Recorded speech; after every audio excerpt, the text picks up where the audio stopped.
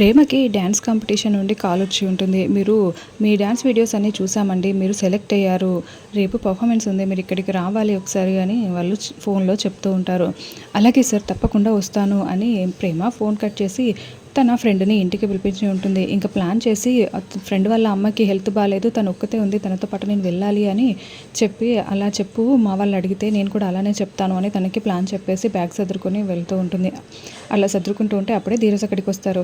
ఎవరు వీళ్ళు అని అడుగుతూ ఉంటే, మా ఫ్రెండ్ రా, వాళ్ళ అమ్మకి హెల్త్ బాలేదంట. హార్ట్ అటాక్ వచ్చింది. హాస్పిటల్‌లో అడ్మిట్ చేశారు. ఒక్కతే ఉంది. తను చాలా టెన్షన్ పడుతుందిరా. నేను కూడా వెళ్ళాలి తనతో పాటు అని చెప్తూ ఉంటే, ఓ అవునా, అలాగా, సరే వెళ్ళులే అని ధీరజ్ చెప్తాడు. ఇంకా ధీరజ్కి అలా అబద్ధం చెప్పినందుకు ప్రేమ బాధపడుతూ ఉంటుంది. ఇంకా అలా వెళ్ళబోతూ ఉంటే అప్పుడే వేదవతి నర్మద ప్రేమకి ఎదురుపడతారు.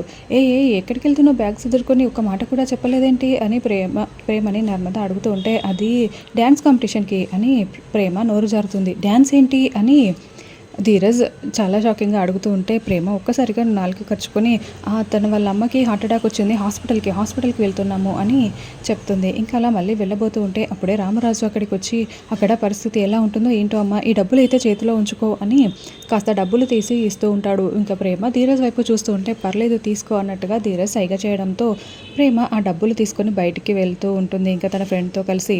మరోవైపు ఆ కాల్ చేసిన డ్యాన్స్ కాంపిటీషన్ వాళ్ళు ప్రేమ ఫోటో చూస్తూ అదో రకంగా చూస్తూ మందు తాగుతూ ఉంటారు. మరి ఇప్పుడు ప్రేమ మళ్ళీ ఎలాంటి ప్రాబ్లమ్స్లో ఇరుక్కోబోతుంది? ధీరజ్ వచ్చి కాపాడతాడా? ఏం జరుగుతుంది? వచ్చే ఎపిసోడ్లో తెలుసుకుందాం. Thank you for watching.